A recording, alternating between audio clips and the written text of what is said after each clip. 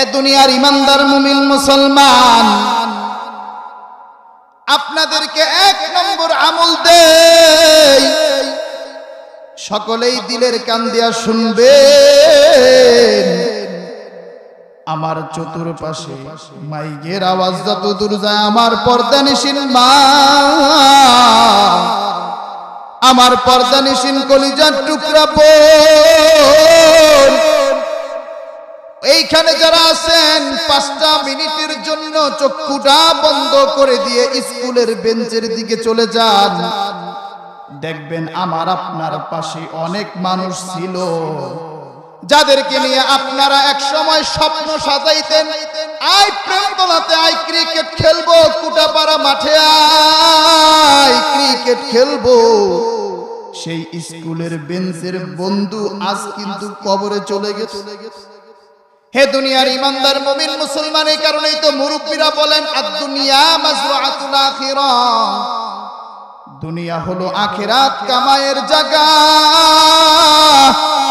এই দুনিয়া থেকে তুমি আর আমি যদি আখিরাত না কামাইয়া যাইতে পারি, খোদার কসম, তুমি আর আমি যত বড় ধনী হই না কেন, টাকা পয়সাওয়ালা হই না কেন, এমপি মন্ত্রী জজ ব্যারিস্টার যাই হই না কেন, আমল যদি না থাকে, মুনকার নাকির, অবশ্যই তোমার আর আমারে কিন্তু কবরে এক গুতানি দিব। ঠিক কিনা মুসলমান? এ কারণে 1 নম্বর আমল নেন, মাগরিবের পরে 7 বার, ফজরের পরে 7 বার আল্লাহুম্মা আজিরনি মিনান নার, আল্লাহুম্মা আজিরনি মিনান নার। আমার নবী বলছেন মাগরিবের পরে 7 বার, ফজরের পরে 7 বার। দুনিয়ার ভিতরে যদি কোনো বান্দা বান্দি এই আমলটা করে, আর ওই দিন রাত্রে অথবা দিনে যদি ওই বান্দা বান্দি মারা যায়, আল্লাহ রব্বুল আলামিন তার জন্য জাহান্নামের আগুন হারাম করে দিয়ে জান্নাতটা ওয়াজিব করিয়া দেয়। এইখানে আইসা যে ফায়দা হইছে, বুঝতেছেন তো ফায়দা? এটাই কিন্তু কামের ওয়াজ মিয়া। আমি সারা বাংলাদেশে যেখানেই ওয়াজ করি, ইউটিউবে আমার নামটা সার্চ করে দেখবেন, ওয়াজগুলো আসবে, সব ওয়াজের শুরুর অংশে। কারণ বিভিন্ন জায়গা থেকে মানুষ একটা কথাই বলে, হুজুর 2 ঘন্টা 3 ঘন্টা ওয়াজ শুনছি, এক কান্দা ঢুকছে আরেক কান্দা বের হয়ে গেছে, কিন্তু আপনি যে হাত পাও দইরা আমলগুলা শিখে গেছিলেন, সেই আমলগুলাই এখন করি আর আল্লাহর উপর ভরসা রাখি। আল্লাহ আপনি যদি রহমত না করেন, আমরা তো কোনো দয়া পাবো না, মুক্তি পাবো না। এই আমল গেছিল, আপনি আমাদেরকে একটু মাফ করে দেন। জোরে বলেন না আল্লাহু আকবার। আবার যদি আমি এই 4টা আমল বলবো, আপনাদেরকে বেশি আমল দিব না, কারণ একদিন যদি আবার বেশি সবক দিয়া দেই, তাইলে আবার মাথায় বেশি ভার করে যাবো। এই কারণে সবক দিয়া আবার যদি একটু সবকটা নেই, আমার সাথে একটু সবকটা দিতে পারবেন না বাবা? ইনশাআল্লাহ। এবার নেন 2 নম্বর আমল। আমার নবী বলেন মাগরিবের পরে 1 বার, ফজরের পরে 1 বার সূরা হাশরের 7টি আয়াত। আমি আমার মাইকের আওয়াজ, আমি জানি এই বাজারে অনেক যুবক এখনো ঘুরছো। হ্যাঁ যুবক, এই মাহফিলটা হলো তোমার ঈমানের বারুদ জাগানের মাহফিল। আজকে যখন ফিলিস্তিনের জমিনকে ইহুদিরা লন্ডভন্ড করে দিচ্ছে, আর তুমি কোরআনের বাগানে আইসা তুমি ওই ফুসকার দোকানে থাকো, চটপুরির দোকানে থাকো, তুমি তো পুরুষ নামের কলঙ্ক। কালকে থেকে পুরুষ যুবক তুমি বোরকা আর চুরি পরে হাঁটবা। ঠিক কিনা? কারণ যুবক থাকবে প্যান্ডেলে, যুবক থাকবে ওয়াজে। এখানে আজকে যে আলোচনা শোনাবো বাইতুল মুকাদ্দাস নিয়ে, ইনশাআল্লাহ আজকে আমরা মুসলমান, ঈমান ইসলাম চিনি না। আজকে আমরা নেতা চিনি, খেতা চিনি, খেলোয়াড় চিনি, সব চিনি, কিন্তু যখন আমার কোরআনকে আঘাত করা হয়, তখন যুবকের মুখ দিয়া নারায়ে তাকবীরের স্লোগান বের হয় না। ঠিক নিও কথা কি ঠিক আছে? বাস্তব সম্মত সব কথা বলতে হবে। এবার নেন 2 নম্বর আমল, আমার নবী বলেন মাগরিবের পরে একবার, ফজরের পরে একবার সূরা হাশরের শেষ 3 আয়াত। এলাকার ইমাম সাহেব কি সুন্দরভাবে আমাদেরকে এই আমলটা শিখায়, কিন্তু কপাল পোড়া মুসলমান শুক্রবার দিন সকালবেলা ফজরে যখন ইমাম সাহেব মসজিদে থাকে না, তখন দেখা যায় মসজিদে এই আমলটা হয় না। ইমাম সাহেবরা সেই ছোট্ট সময় থেকে হুয়াল্লাহুল্লাযী লা ইলাহা ইল্লা হুয়াল হাইয়ুল কাইয়্যুম আলিমুল গায়বি ওয়াশ শাহাদাতি হুয়ার রহমানুর রহিম। সিনা পরিচিত লাগে এই সূরাটা? আমার নবী বলেন কেউ যদি মাগরিবের পরে একবার, ফজরের পরে একবার এই সূরা হাশরের শেষ 3 আয়াত তেলাওয়াত করে, আল্লাহ রাব্বুল আলামিন ওই বান্দাবান্দির জন্য ৭০,০০০ ফেরেশতা নিয়োগ করিয়া দেন। যেই ৭০,০০০ ফেরেশতা একটাই কাজ, আল্লাহ ওই যে কোটাপাড়ার কলিমউদ্দিনের ছেলে সলিমউদ্দিন মাগরিবের পরে সূরা হাশরের শেষ 3 আয়াত পাঠ করছে, আল্লাহ তুমি তার গুনাহ মাফ করে দাও, আল্লাহ তুমি তার গুনাহ মাফ করে দাও। খোদার কসম মুসলমান, তুমি আর আমি আমার জন্য যদি এরকম ৭০,০০০ ফেরেশতা ২৪টা ঘন্টা ক্ষমার দোয়া করে, তোমার আর আমার আমল নামায় গুনাহ থাকতে পারে না, গুনাহ থাকতে পারে না, ঠিক কিনা মুসলমান? শুধু তাই নয়, আমার নবী বলেন ওই দিন অথবা ওই রাত্রে যদি ওই বান্দা বান্দি মারা যায়, আল্লাহ রাব্বুল আলামিন তার আমল নামায় শহীদি মরণের সওয়াব দিয়া দেন। দেখছেন নি? তাহলে দুইটা মেসেজ পাইলেন তো ইনশাআল্লাহ।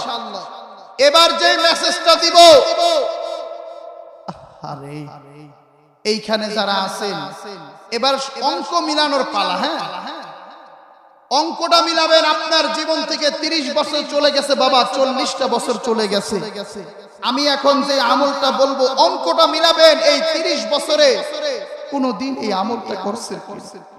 যুবকরা যারা আছেন অঙ্ক মিলাবেন যে জীবনে কোনদিন 15টা বছর চলে গেছে, 20টা বছর চলে গেছে, কোনদিন এই আমলটা করছেন কিনা?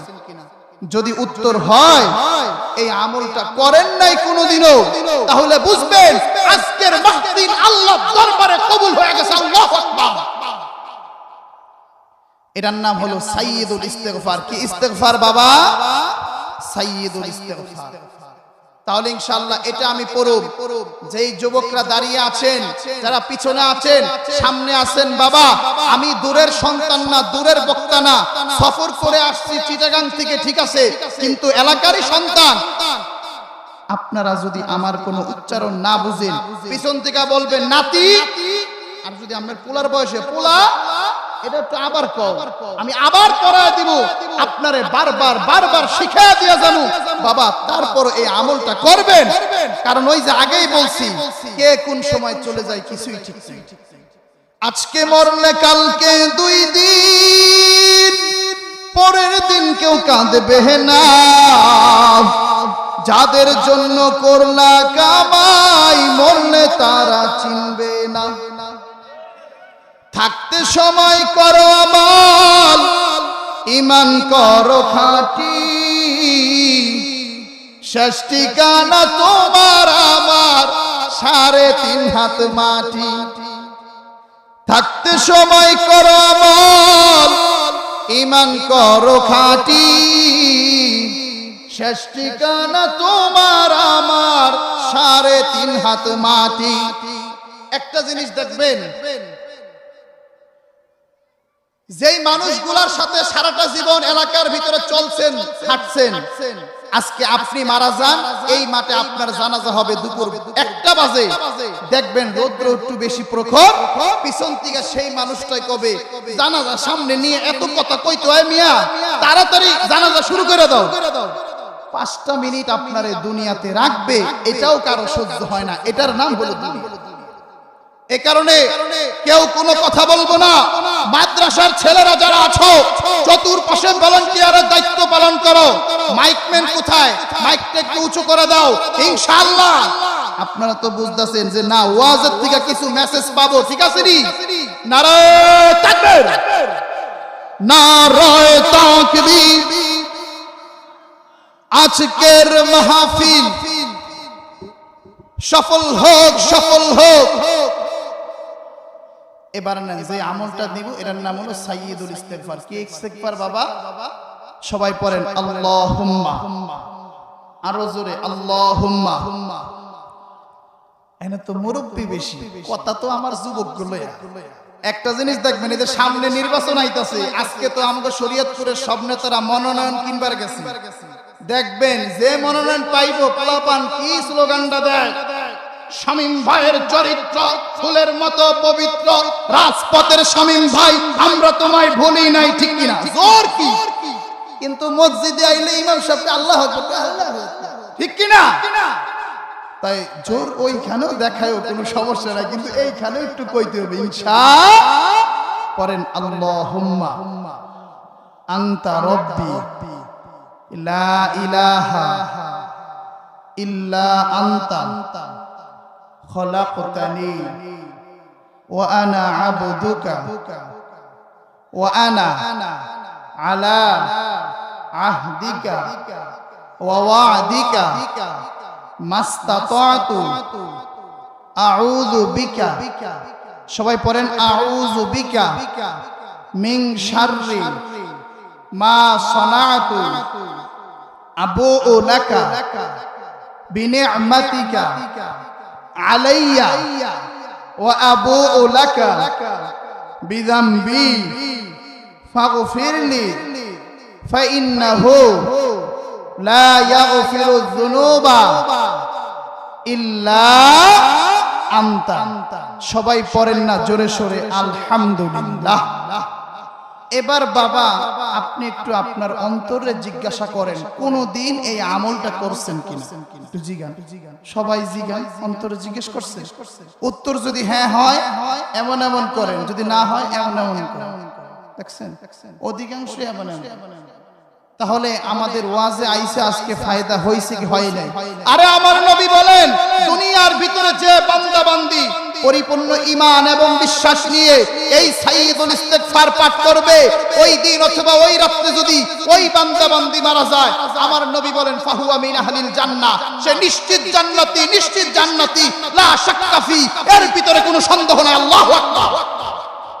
এখন ফজরের নামাজে আমার আপনার নাম এই কোটাপাড়া মসজিদের মুয়াজ্জিনের মাইক দিয়া ঘোষণা হইতে পারে কি পারে কি? এ দুনিয়ার ইমানদার মুমিন মুসলমান, তোমাদেরকে কিছু সবক দিয়া যায়। এই সবকগুলো আমরা জীবনে যদি একটু আমল করতে পারি, খোদার কসম আমি আর আপনি যদি 5 ওয়াক্ত নামাজ পড়ি আর আমাদের ঈমান এবং আকীদাটা যদি ঠিক রাখতে পারি, আর এই ছোট্ট ছোট্ট আমলগুলো যদি করতে পারি রে বাবা, আমার আপনার মরতে দেরি আছে। মাওলা পাকের জান্নাত আমার আপনার জন্য রিজার্ভ হইতে দেরি নাই। জোরে জোরে বলেন না সুবহানাল্লাহ। হে দুনিয়ার ইমানদার মুমিন মুসলমান, আজকে তো আমরা সুবহানাল্লাহ পড়ি না, আলহামদুলিল্লাহ বলতে চাই না। আমার নবী বলছেন সুবহানাল্লাহি ওয়াল হামদুলিল্লাহ তামলাআল মিজান। আমার নবী বলেন দুনিয়ার ভিতরে যে বান্দা বান্দি একবার সুবহানাল্লাহ পড়বে, একবার আলহামদুলিল্লাহ পড়বে, আল্লাহ রাব্বুল আলামিন তার মিজানের পাল্লাটাকে নেকের দ্বারা পূর্ণ করিয়া দেয়। তাহলে সুবহানাল্লাহ আলহামদুলিল্লাহ পড়তে পারবেন ইনশাআল্লাহ। এবার হলো 4 নম্বর। তিনটা বাবা সত্যি করে কোন দিক, তিনটা আমল বুঝছেন তো? এবার নেন 4 নম্বর আমল। বর্তমান সময়টা কিন্তু মানুষে মানুষে ভেজাল লাগানোর সময়। একটা জিনিস দেখবেন, এলাকার ভিতরে একটা ফ্যামিলি ভালো আছে, ভাই ভাই মিল আছে, সুন্দর সংসার করতেছে, পাশের বাসার মানুষের ঘুম হারাম হয়ে যায়। কিভাবে অগ সংসারে পেঁচ লাগাইয়া সংসারটাকে ডিভাইডেড করে দেওয়া যায়, আলাদা করে দেওয়া যায়।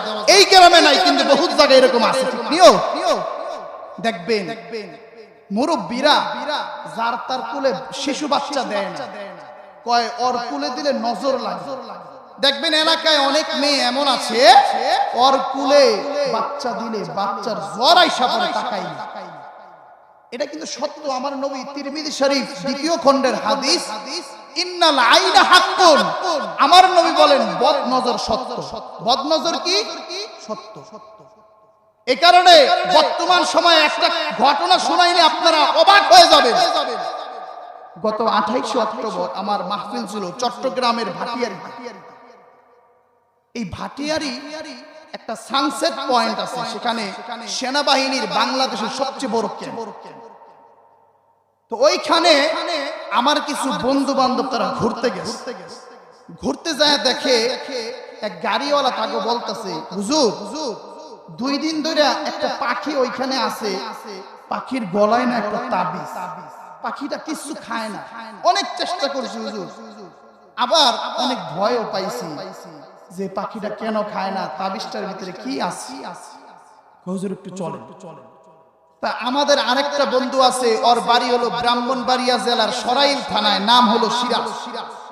উনি আবার জিন টিন নিয়ে কাজ করে। উনারে ফোন দিছে, উনি ওইখান দিয়ে জিনের মাধ্যমে খবর নিছে যে এটা কি হইছে। এখন ফোন দিছে, ভাইজান ওই পাখিটা কি এরকম এরকম কালার? হ্যাঁ। তাহলে জিন আমারে সত্য তথ্য দিতেছে। কয় পাখিটার গলায় এই জায়গায় কি তাবিজ? কয় হ্যাঁ, এখানে তাবিজ। তার মানে সত্য তথ্য দিতেছে। এবার ওই জিনের তদবির যিনি করেন সিরাজ, উনি বলছেন, ভাই রে, একটা মানুষকে ব্ল্যাক ম্যাজিক করা হয়েছে এই পাখির গলায় তাবিজের মাধ্যমে। চিৎকার দিয়ে বলেন নাউজুবিল্লাহ। বলতেছে, ভাইরে, আপনাদের কাছে এই ঘটনাটা প্রকাশ পায়া ভালো হইছে, আরেকটা দিন যদি ওই পাখির গলায় ওই তাবিজটা থাকতো, যেই মানুষটারে ব্ল্যাক ম্যাজিক করছে ও মৃত্যুর কোলে ঢলে যায়। এখন একটা জিনিস দেখবেন, বর্তমান সমাজে বহুত এমন আছে, জামাইরে বশকরণের জন্য শ্বশুর বাড়ির লোকজন মেয়ের জামাইরে তাবিজ করে রাখে, যাতে করে বোর কথায় স্বামী উঠে বসে। পরে দেখা যায় কি সুন্দর সংসার। আইরে, বিয়ার আগে মা বাবার কথা পোলাপান সব শুনতো, বিয়ার পরে দেখা যায় ওই মা বাবার বিরুদ্ধে ছেলেই সর্বপ্রথম কথা বলে সুন্দর সাজানো সংসারটাকে মা বাবা থেকে আলাদা করে দিতে বাধ্য হয়। এটাই সমাজের বাস্তব কথা। আপনারা ঠিক বললেও ঠিক, না বললেও ঠিক, এর চাইতে সবাই জোরে একত্রে বলেন না ঠিক না ঠিক মুসলমান। এবার আসেন মুসলমান, বর্তমানে এই কালা জাদু অনেক বেশি বাইরা গেছে বাংলার জমিনে। আরে আমরা তো মানুষ, হাবিবে কিবরিয়া শফিয়ে মাহশর রহমাতুল লিল আলামিন সাইয়্যিদুল কাউনাইন সৈয়দুস সাকলাইন আকায়ে নামদার মদিনা কা তাজদার জনাবে মুহাম্মদুর রাসূলুল্লাহ, সবাই পড়েন সাল্লাল্লাহু আলাইহি ওয়াসাল্লাম। আমার নবী এত দয়াল নবী, এত মায়ার নবী, সেই নবীরই জাদু করছে। আর আমি আর আপনি তো সাধারণ মানুষ, আমাকে আর আপনাকে জাদু করা তো কোনো কষ্টের বিষয় না। আমার নবী হঠাৎ করে দেখেন যে তার মাথায় কেমন জানি একটা বড় বোঝা। আম্মা জান আয়েশা রাদিয়াল্লাহু তাআলা আনহার কাছে আয়েশা বলেন, আয়েশা, আমি যেই কাজটা করি নাই, আমার মনে হয় আমি সেই কাজটা করছি। আম্মা জান আয়েশা বলে, আমার নবীরে প্রায় 6 মাস এরকম জাদু অবস্থায় রাখছে। চিৎকার মেরে বলেন না নাউযুবিল্লাহ। এবার নবীজি একদিন হঠাৎ করে শুয়ে রইছেন। নবীজিকে স্বপ্নের মাধ্যমে ওহী পাঠানো হয়েছে। ওহীর মাধ্যমে নবীজির দেখানো হইতাছে, নবীজির কাছে 2 জন ফেরেশতা আসছে। ও আমার কুটাপাড়ার মুসলমান, ও আমার বৃদ্ধ বাবাজিরা, ও আমার কলেজের টুকরা যুবক ভাই, একটু দিলের কান দিয়া শোনো রে বাবা। আমার নবীর কাছে 2 জন ফেরেশতা আল্লাহ পাঠায়া দিছে। একজন মাথার কাছে বসছে, আরেকজন পায়ের কাছে বসছে। মাথার কাছের ফেরেশতা পায়ের কাছের ফেরেশতাকে বলতাছে এই মানুষটার কি হয়েছে। এবার পায়ের কাছের ফেরেশতা বলতেছে এই মানুষটাকে জাদু করছে। কয় কে জাদু করছে? কয় ইহুদি লাবিদ জাদু করছে। ইহুদির একজন ছেলে ছিল, তার নাম ছিল লাবিদ। বলতেছে ওই লাবিদ এই মানুষটারে জাদু করছে। কয় কিসের ভিতরে জাদু করছে? কয় এই যে চিরুনি আমরা চিনিনি মাথা আশ্রয়, এই চিরুনির ভিতরে জাদু করছে। কয় আর কি দিয়া জাদু করছে? এবার ওই ফেরেশতা বলতেছে এই যে তাঁতের শাড়ি লুঙ্গি আমরা পরি, এই তাঁতের সুতা এইরকম করে বড় করে ধরছে, তাঁতের সুতা এইরকম ধইরা সেই তাঁতের সুতায় 11টা গিট্টু দিছে। প্রতিটা গিটের ভিতরে আবার একটা সুই ঢুকাইছে। সুই ঢুকাইয়া সেখানে বিভিন্ন মন্ত্র পইরা জাদু করছে। এবার সেই সুতাটা আর ওই চিরুনিটা একটা কাঁচা খেজুর গাছের চামড়া, সেই চামড়ার ভিতরে রাখছে।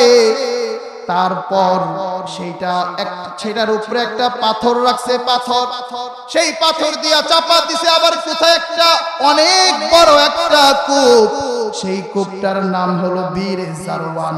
সেই জারওয়ান কূপের ভিতরে ওই রকম ভাবে রাইখা দিছে যাতে করে আমার নবী কোনোদিন না জানে, আমার নবী যেন না জানার কারণে মইরা যায়। এই কারণে ইহুদি লাবিদ এই কাজটা করছে।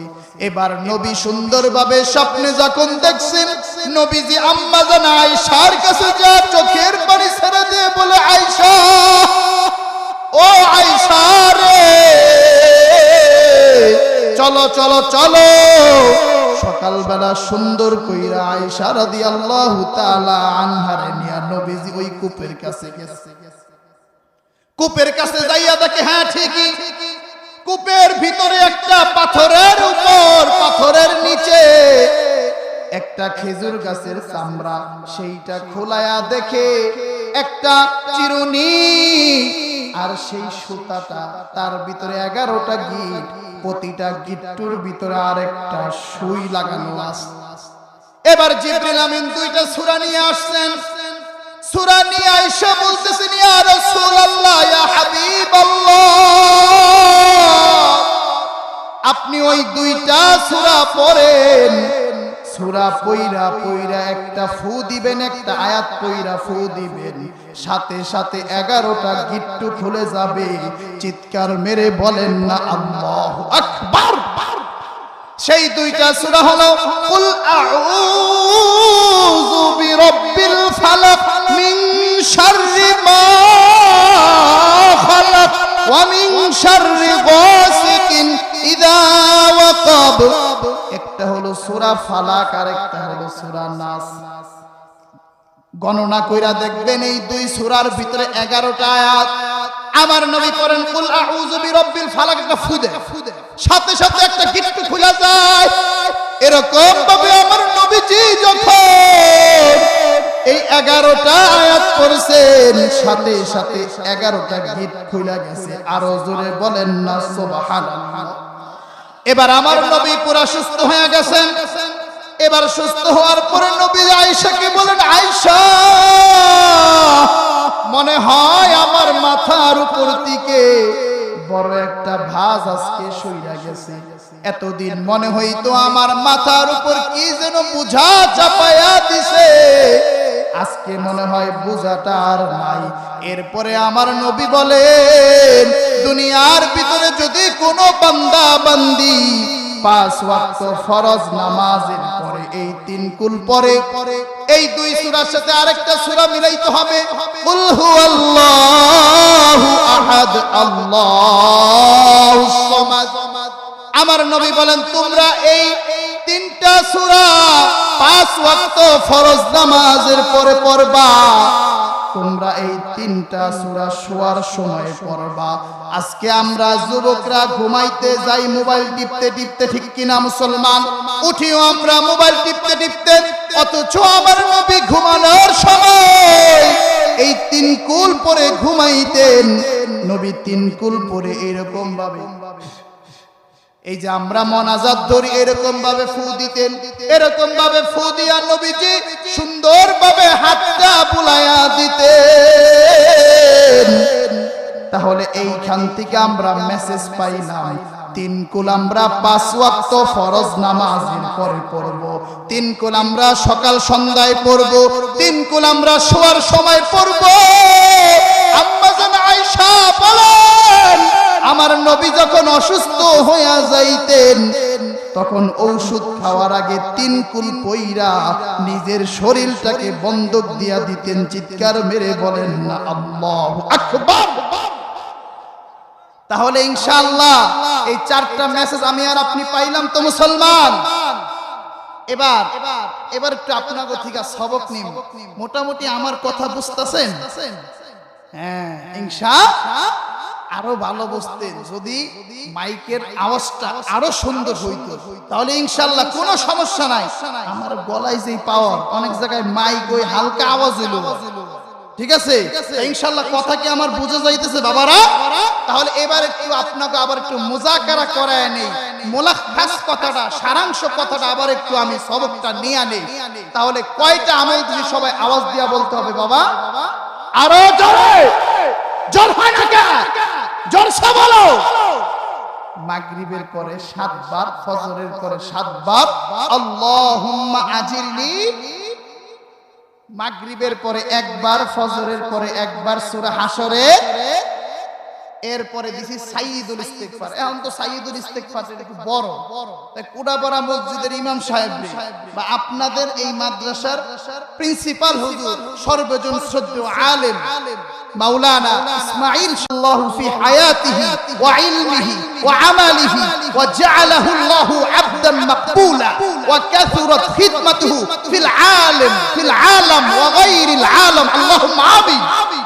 শুধু তিনি নন, এই দুয়ার ভিতরে স্টেজে মান্যবর যত উলামায়ে কেরাম আছেন তাদের সামনে উচিত হলো আমার দাঁড়িয়ে বয়ান করা, বসে কথা বলাটা আমার জন্য নিজের কাছে একটা খারাপ লাগতেছে।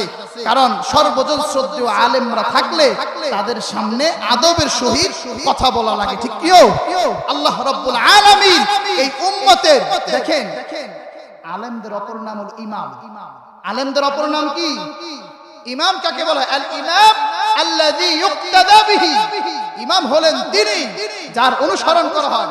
একটা কথা বুঝেন, কোটাপাড়া মসজিদের ইমাম সাহেব রুকুতে যায় যদি রুকুর তাসবিহটা 3 বারের জায়গায় 5 বার পরে, 7 বার পরে, 9 বার পরে, আমার আপনার দুনিয়ার যত বড় ক্ষমতাশীল হোক কিছু বলার অধিকার আছে নাকি? ওই যে গ্রামে দেখবেন নামাজ পড়লে অনেক সময় তারাবির ভিতরে কল আইলে ধাক্কা দিয়ে কয়, এ বেটা তোর কল আইছে, তুই কলটা বন্ধ কর, নাকি এরকম কইবে? কিন্তু দেখবেন এরকম বলবে না, সব কিছুতে ইমামের অনুসরণ করবে। ইনশাআল্লাহ আলেমদের থেকে সাইয়্যিদুল ইস্তিগফারটা শিখে নেবেন। আর 4 নম্বর আমল দিলাম, 5 ওয়াক্ত ফরজ নামাজের পরে এই 3 কুল পড়বেন। আজকে মাই চাচিরা যারা আছেন ওই তাবিজ তোমার ইত্যাদি বিভিন্ন সংকেত দিয়া থাকে, ওইগুলা গলায় না ঝুলাইয়া এই আয়াতুল কুরসি পড়বেন, 3 কুল পড়বেন, সকাল সন্ধ্যায় ফু দিবেন। দেখবেন জিন্নাতের আসর থেকে, খারাপ নজর থেকে আল্লাহ রাব্বুল আলামিন হেফাজত করবেন। আল্লাহ তুমি এই 4টা আমল আমাদের সবাইকে করার তৌফিক দান করো, সবাই বলেন আমিন। এবার আসেন মুসলমান, আমি আপনাদের সামনে যে আয়াতখানা তেলাওয়াত করেছি এবং যে হাদিসখানা তেলাওয়াত করেছি, সেই আয়াত এবং হাদিসকে সামনে নিয়ে কিছু কথা বলবো ইনশাআল্লাহ। 1 নম্বর, আগে আয়াতের অনুবাদটা বুঝেন। আল্লাহ রাব্বুল আলামিন বলেন, ইয়া আইয়ুহাল্লাযীনা আমানু লা তাত্তাখিযুল ইয়াহুদা ওয়ান নাসারা আউলিয়া।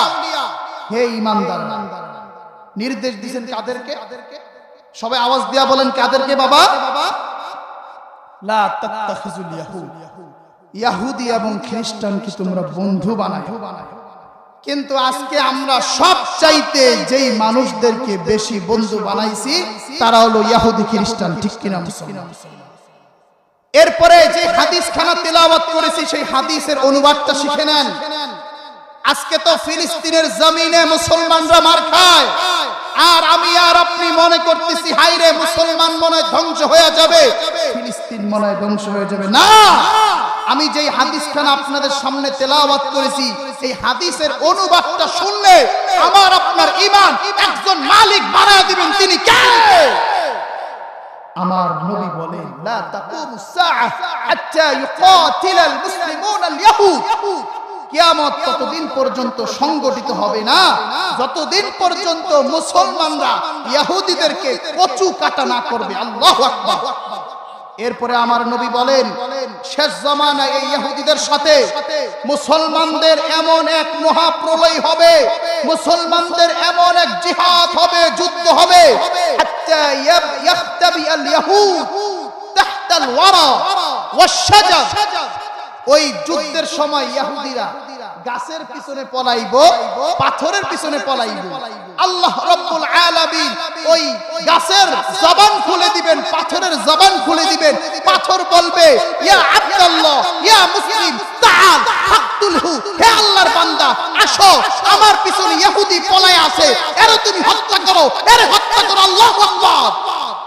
শুধুমাত্র একটা গাছ আছে। কয়টা গাছ? সবাই আওয়াজ দিয়া বলতে হবে। আজকে মুখস্থ করা দিয়া যায় বয়ান মিয়া। ইল্লাল গারকাত ফাইন্নাহু মিন শাজারিল ইয়াহুদ। নবী বলেন একটা গাছ আছে, গারকাত গাছ। এই গারকাত গাছটা হলো ইহুদিদের গাছ। একমাত্র এই গারকাত গাছ সেদিন কোনো কথা বলবে না। সেদিন এই গারকাত গাছ কোনো কথা বলবে না।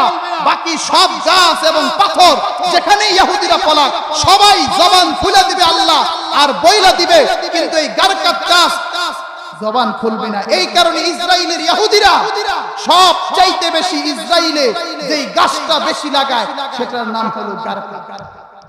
আর আজকে মুসলমান এটি আমরা জানি না।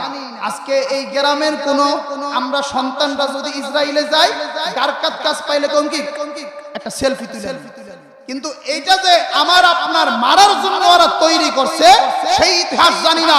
তাই মুসলমান এই বাইতুল মুকাদ্দাস, এই মসজিদুল আকসা, এই ফিলিস্তিনের জমিন নিয়ে কিছু তথ্য আমাদের জানা দরকার আছে না নাই?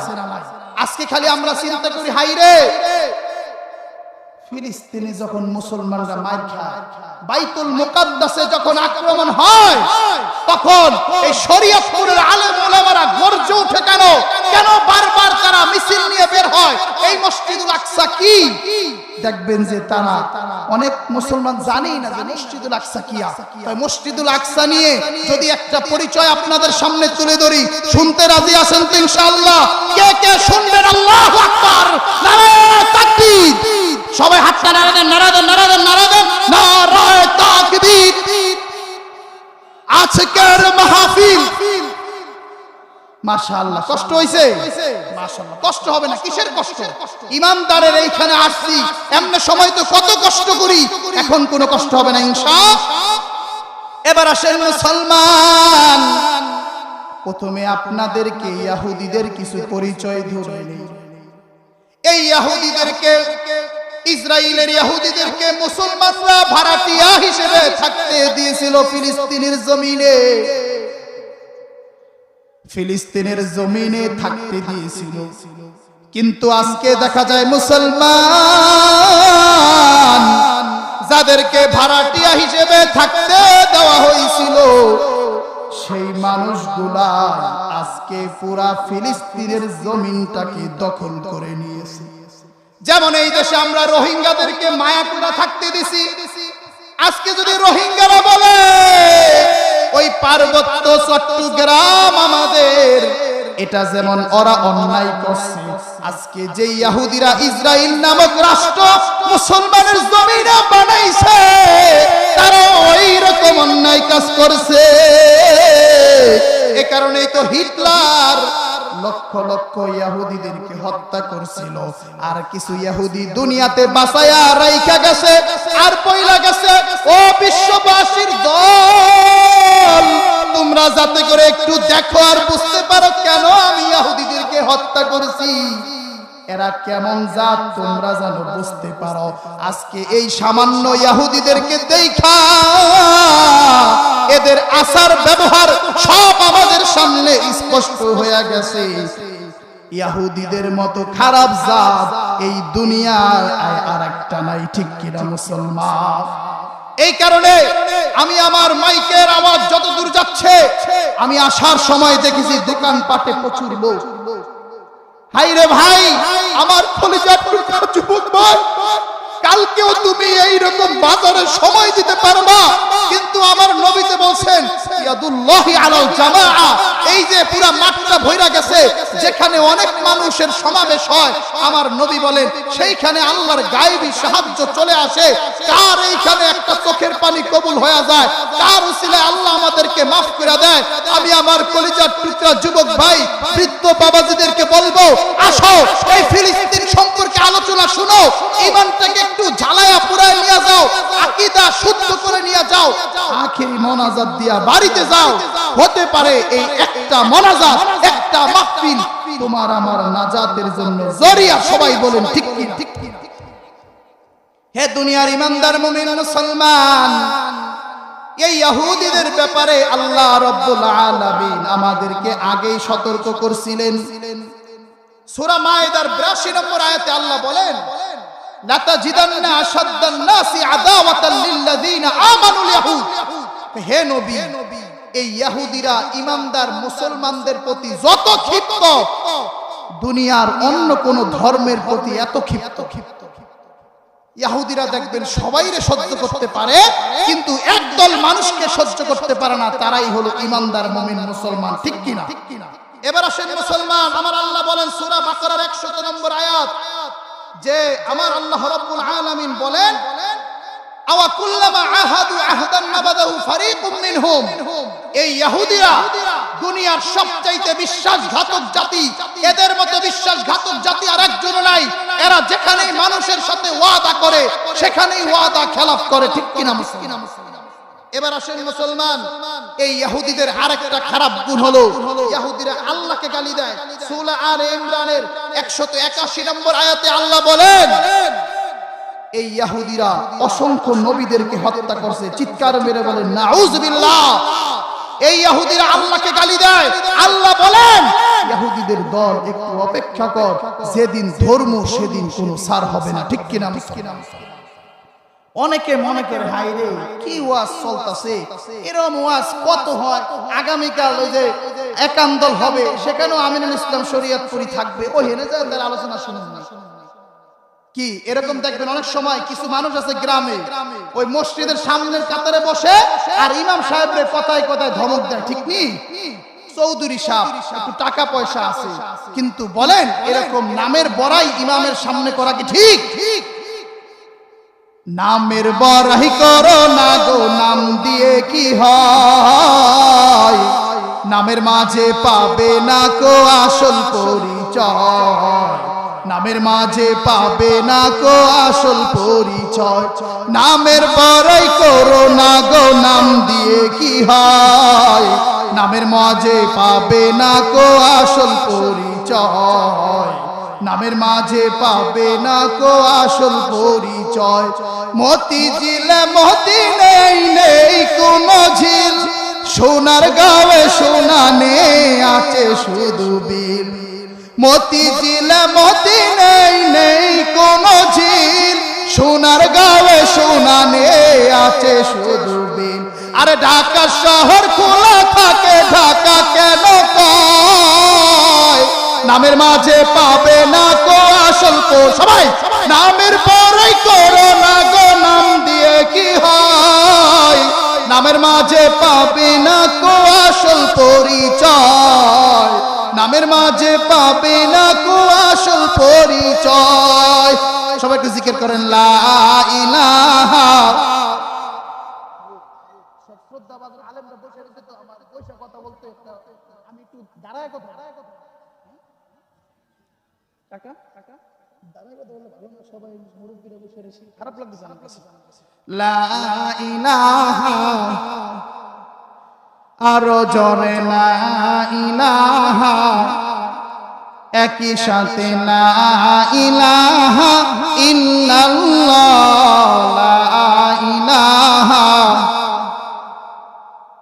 লা ইলাহা ইল্লাল্লাহ, লা ইলাহা ইল্লাল্লাহ। রাজা নেই শাহী নেই রাজশাহী নাম, রাজা নেই শাহী নেই রাজশাহী নাম, হাতি ঘোড়া কিছুই নেই আছে শুধু আম। রাজশাহীতে কি পাওয়া যায়? রাজা নেই শাহী নেই রাজশাহী নাম, হাতি ঘোড়া কিছুই নেই আছে শুধু আম। সিংহ নেই তবু কেন ময়মনসিংহ কয়, সিংহ নেই তবু কেন ময়মনসিংহ কয়, নামের মাঝে পাবে না কো আসল পরিচয়, নামের মাঝে পাবে না কো আসল পরিচয়। কর্ণফুলের কানে ফুল দেখে না তো কেউ, হে কর্ণফুলের কানে ফুল দেখে না তো কেউ, বুড়ি গঙ্গায় বুড়ি নে আছে শুধু ঢেউ। ঠিক কিনা মুসলমান? বুড়ি গঙ্গা কি বুড়ি আছে? কি আছে? ঢেউ আছে। কর্ণফুলের কানে ফুল দেখে না তো কেউ, বুড়ি গঙ্গায় বুড়ি নে আছে শুধু ঢেউ। পদ্ম নেই তবু কেন পদ্মা নদী কয়, পদ্ম নেই তবু কেন পদ্মা নদী কয়, নামের মাঝে পাবে না কো আসল পরিচয়, নামের মাঝে পাবে না কো আসল পরিচয়। মহাখালী খালি নয় মানুষে ভরপুর, আরে মহাখালী খালি নয় মানুষে ভরপুর, চাঁদপুরেতে চাঁদ নেই ইলিশে ভরপুর।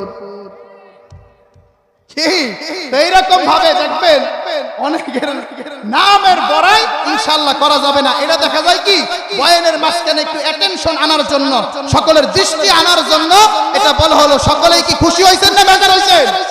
এবার আসেন মুসলমান, যে আলোচনায় ছিলাম বাইতুল মুকাদ্দাস সম্পর্কে একটা আলোচনা, একটা মেসেজ আপনাদেরকে দেয়া যায় ইনশাআল্লাহ। এক নম্বর, কেন সারা বিশ্বের মুসলমানরা এই বাইতুল মুকাদ্দাসে হামলা হলে এত বেশি আক্রমণাত্মক হয়ে যায়, এত বেশি সকলের ভিতরে ইমানে বারুদ গর্জে ওঠে? এর এক নম্বর কারণ, এই বাইতুল মুকাদ্দাস হলো আমাদের প্রথম কিবলা। চিৎকার মেরে বলেন আল্লাহু আকবার। হে দুনিয়ার ইমানদার মুমিন মুসলমান, ও কুড়াপাড়ার মুসলমান, এখন আমরা যে নামাজ পড়ি কাবা শরীফের দিকে কিন্তু ফিরে নামাজ পড়ি বাবা। বুখারী শরীফের 40 নম্বর হাদিস, আব্দুল্লাহ ইবনে আব্বাস রাদিয়াল্লাহু তাআলা আনহু বলেন, আমার নবী যখন মক্কায় ছিলেন, মক্কায় থাকা অবস্থায় আমার নবী এই ফিলিস্তিনের জমিনের বাইতুল মুকাদ্দাসের দিকে ফিরে নামাজ পড়েছেন। চিৎকার মেরে বলেন না আল্লাহু আকবার। শুধু তাই নয় রে ইমানদার মুমিন মুসলমান,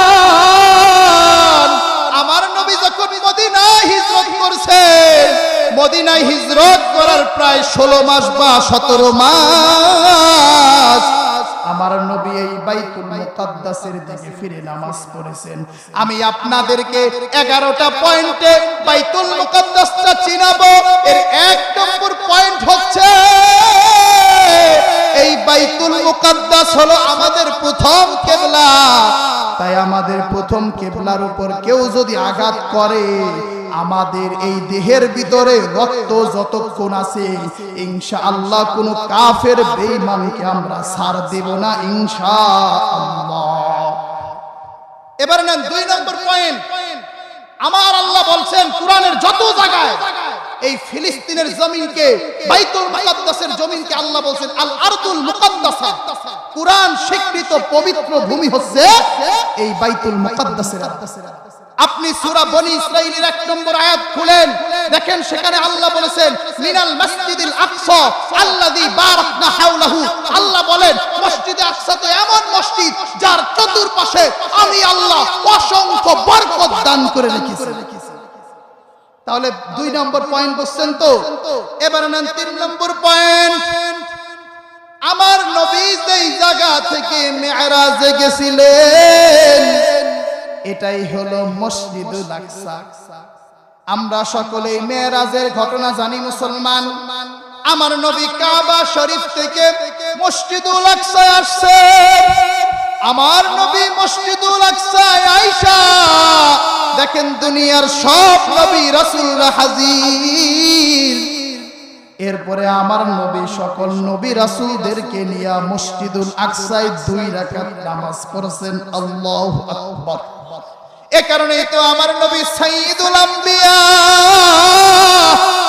এ কারণেই তো আমার নবী সাইয়্যিদুল মুরসালিন, সকল নবীদের সরদার হলো আমার আপনার নবী হাবিবে কিবরিয়া শাফিয়ে মাহশর রাহমাতুল লিল আলামিন সাইয়্যিদুল কাউনাইন সাইয়্যিদুল সাকলাইন আকায়ে নামদার মদিনা কা তাজদার জনাবে মুহাম্মদুর রাসূলুল্লাহ সাল্লাল্লাহু আলাইহি ওয়াসাল্লাম। এরপরে সকল নবী রাসূলদেরকে নিয়ে আমার নবী যখন নামাজ পড়াইছেন এই মসজিদুল আকসা থেকে নিয়ে আমার নবী ওই আল্লাহর সাথে যায় সাক্ষাৎ করছেন। আমার নবী আরশ দেখছেন, কুরসি দেখছেন, জান্নাত দেখছেন, জাহান্নাম দেখছেন। এই দুনিয়ার ইমানদার মুমিন মুসলমান, এখন যদি আমি আপনাদেরকে একটা কুইজ প্রশ্ন করি, নবী কোন মসজিদ থেকে মেরাজে গেছেন, একজন মানুষ কি আমার উত্তর দিতে পারবেন কিনা যে নবীজি কোন মসজিদ থেকে মেরাজে গেছেন? মসজিদুল, তাহলে মেরাজের সূচনা স্থল এই মসজিদুল আকসা। এবার নেন 4 নম্বর পয়েন্ট। নবী রাসূলদের তীর্থভূমি হচ্ছে এই ফিলিস্তিনের জমিন। আমার আল্লাহ এই ফিলিস্তিনের জমিনে যত নবী রাসূল জন্ম দিয়েছেন দুনিয়ার অন্য কোন জমিনে এত নবী রাসূল জন্ম দেন নাই। চিৎকার মেরে বলেন আল্লাহু আকবার। তাই সেই নবী রাসূলদের দেশে যারা আছে তাদের ঈমান তো এরকম হবে।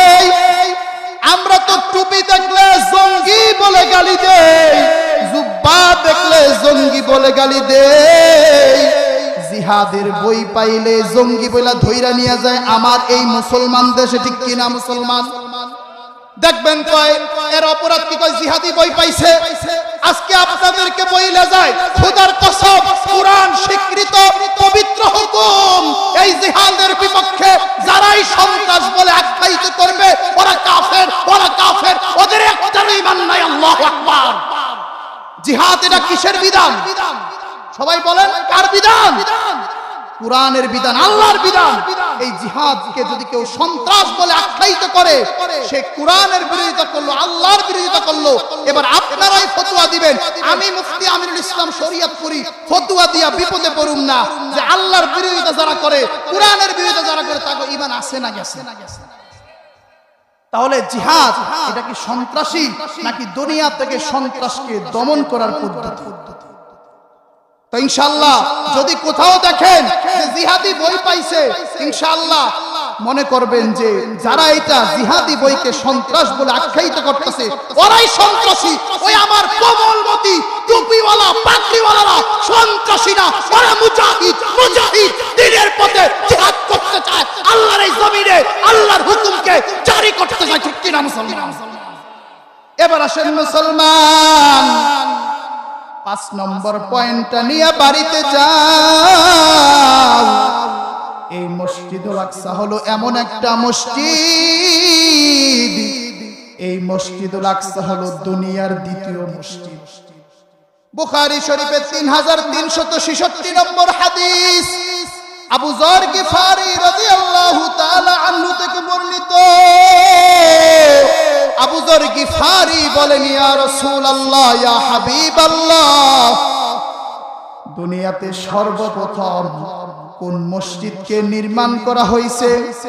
আইয়ু শাইইন উদিআ ফিল আরদি আউওয়ালা, দুনিয়ার ভিতরে সর্বপ্রথম কোন মসজিদকে নির্মাণ করা হয়েছে? আমার নবী বলেন কাবা শরীফকে নির্মাণ করা হয়েছে। এরপরে আবু যর বলেন এরপরে কোন মসজিদ? আমার নবী বলেন এরপরেই মসজিদে আকসাকে নির্মাণ করা হয়েছে। আবু যর জিজ্ঞাসা করেন এই 2 মসজিদের নির্মাণের ভিতরে কয় বছরের পার্থক্য? আমার নবী বলেন এই দুই মসজিদের ভিতরে 40 বছরের পার্থক্য। তার মানে কাবা শরীফ নির্মাণের 40 বছর পরে এই মসজিদুল আকসা নির্মাণ করা হয়েছে। সুবহানাল্লাহ। তাহলে দেখেন এত গুরুত্বপূর্ণ মসজিদ নিয়ে যারা আঘাত করে, সেই মসজিদে আঘাত করলে আমাদের কষ্ট লাগে কি লাগে না বাবা? আজকে দুঃখ লাগে। আমাদের কলিজার টুকরা যুবকরা, আমরা সব চিনি, আমরা নেতা চিনি, মেসি চিনি, নেইমার চিনি, এমবাপ্পে চিনি, CR7 ক্রিস্টিয়ানো রোনাল্ডো সব আমরা চিনি, কিন্তু ইসলামের স্মৃতি, ইসলামের বীরত্ব গাথা, ইতিহাস আমরা শুনতে চাই না। দেখা যায় তাদেরকে ওয়াজ দিয়েও বোম মাইরেও প্যান্ডেলে পাওয়া যায় না। কিন্তু না, এই কুটাপাড়ার যুবকরা সেই রকম না, তারা শুরু থেকে আসে আখিরি মোনাজাত দিয়ে বাড়িতে যাবে ইনশাআল্লাহ। এবার নেন 6 নম্বর পয়েন্ট। আমার নবী বলেন দুনিয়ার 3টা মসজিদের দিকে সফর করা ইবাদত। বুখারী শরীফের 1189 নম্বর হাদিস, মুসলিম শরীফের 1397 নম্বর হাদিস। আমার নবী বলেন লা তুশাদ্দুর রিহালু ইল্লা ইলা সালাসাতি মাসাজিদা। দুনিয়াতে মাত্র 3টা মসজিদের দিকে সফর করা এটা ইবাদত। একটা হচ্ছে মসজিদে হারাম, আরেকটা হচ্ছে মদিনা শরীফ, আরেকটা হচ্ছে মসজিদুল আকসা। আল্লাহু আকবার। 7 নম্বর আমার নবী বলেন এই মসজিদুল আকসায় যারা 1 রাকাত নামাজ পড়ে আল্লাহ রাব্বুল আলামিন তাদের আমলনামায় 250 রাকাত নামাজ পড়ার সওয়াব দিয়া দেন। এই ব্যাপারে এই কয় রাকাত পড়লে কত সওয়াব হয় অসংখ্য হাদিস আছে। এর ভিতরে যেটা সিহাতের দিক দিয়ে সবচেয়ে বেশি উপযুক্ত সেটাই আমি এখানে নোটে এনেছি। আমার নবী বলেন যারা 1 রাকাত নামাজ পড়ে মসজিদুল আকসায় তাদের আমলনামায় 250 রাকাতের সওয়াব দিয়া দেন। এবার আমার নবী 8 নম্বর আপনাদেরকে বইলা যায়, সুলাইমান নবী এই মসজিদুল আকসা যখন নির্মাণ করা শেষ করছে আল্লাহর দরবারে 3টা দোয়া করছে। সবাই আওয়াজ দিয়ে বলেন কয়টা?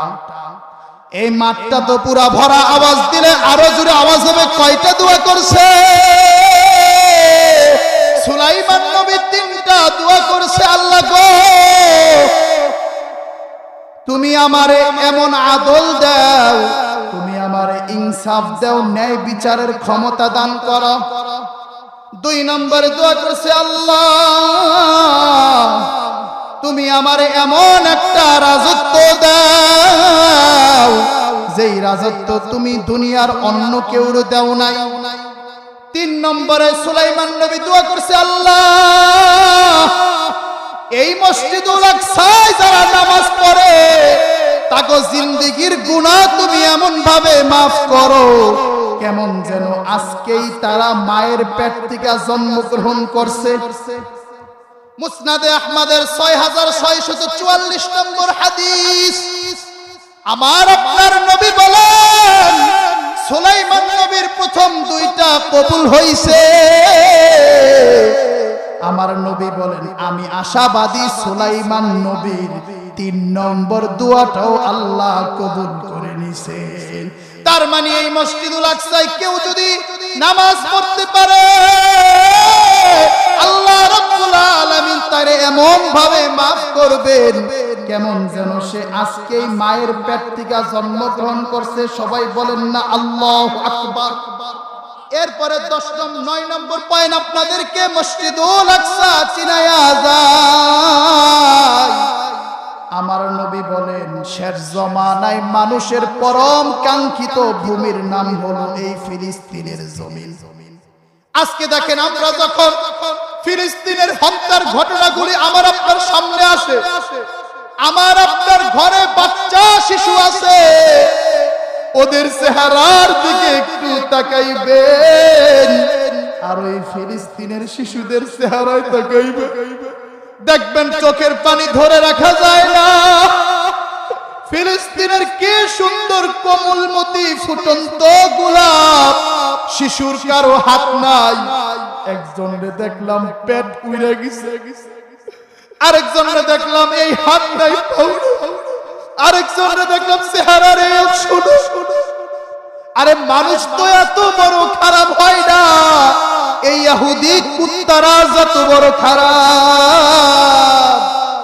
আজ পর্যন্ত কোনোদিন দেখছেন কিনা হাসপাতালে এরকম বোম্বিং করে? ওরা বারবার হাসপাতালে বোম মাইরা কোন মুসলমান সন্তান যেন ফিলিস্তিনের জমিনে লা ইলাহা ইল্লাল্লাহ মুহাম্মাদুর রাসূলুল্লাহ এই কালিমা যেন পড়তে না পারে, সেই জন্য ওরা কোমলমৃত্যু শিশুদেরকে হত্যা করে ফেলে। ওই হত্যার দৃশ্যগুলো দেখলে আমার আপনার মনে সয় না, মনে চায় হায়রে আমার আপনার যদি শক্তি থাকতো এখনই আমরা ফিলিস্তিনের জমিনে যাইয়া জিহাদ করতাম। এই কারণে আমার নবী বলেন শেষ জামানায় মানুষের কাছে পরম কাঙ্ক্ষিত ভূমির নাম হবে এই মসজিদুল আকসার জমিন। হে মুমিন মুসলমান, আল্লাহ যদি আমাদেরকে তৌফিক দেয় ইনশাআল্লাহ এই মসজিদুল আকসাকে রক্ষা করার জন্য জিহাদ করতে রাজি আছেন তো ইনশাআল্লাহ? গো ও দয়ার মালিক, এই কোটাপাড়ায় এইখানে যারা আছি আল্লাহ মাইকের আওয়াজ যতদূর যাচ্ছে মাওলা সবাইকে তুমি দ্বীনের জন্য কবুল করো। সবাই পড়েন না আমিন। এবার আসেন মুসলমান, 10 নম্বর পয়েন্ট হচ্ছে আমি আপনাদেরকে চিরাচ্ছি শেষ জামানায় একটা দল আসবে, এদেরকে বলা ইয়াজুজ মাজুজ। কি মাজুজ? ইয়াজুজ মাজুজ। এরা কিয়ামতের আগে আইয়া মুফসিদুনা ফিল আরদ, জমিনের ভিতরে ফাসাদ সৃষ্টি করবে, জমিনের ভিতরে বিশৃঙ্খলা সৃষ্টি করবে। কোরআনে এদের ব্যাপারে এতটুকু আছে যে জুলকরনাইন নামক একজন বাদশা ছিলেন, তিনি এদেরকে একটা প্রাচীরের পিছনে, দেয়ালের পিছনে আটকায় রাখছেন। তো শেষ জামানায় এই ইয়াজুজ মাজুজের দলরা বের হয়ে আসবে। ওরা বের হয়ে একটা পাহাড়ের কাছে যাবে, সেই পাহাড়টার নাম হলো জাবালে খমল। মুসলিম শরীফের 2937 নম্বর হাদিস। ওই পাহাড়ের কাছে যায় বলবে লাকাদ কাতালনা মান ফিল আরদ, জমিনের ভিতরে যত মানুষ আছে যায় কবো সব আমরা হত্যা করছি। কই এখন কি করণীয়? কই আসো এখন আমরা আল্লাহরে মারুন। নাউজুবিল্লাহ, বাড়ি যায় করি এখন আল্লাহরে মারবো কেমনে? আল্লাহরে তীর মারবো, তীর উপরে। এবার আপনি বলেন আল্লাহরে মারার জন্য যদি তীর মারে ওই তীর কি আল্লাহর কাছে যাবে না ওদের গায়ে লাগবে? ওদের গায়ে লাগবে। নারায়ে তাকবীর, নারায়ে তাকবীর। প্রধান বক্তার আগমন। আল্লাহ হযরতের হায়াতে বরকত দান করে দেন। সবাই করে তো ইনশাআল্লাহ খুশি হইছেন না?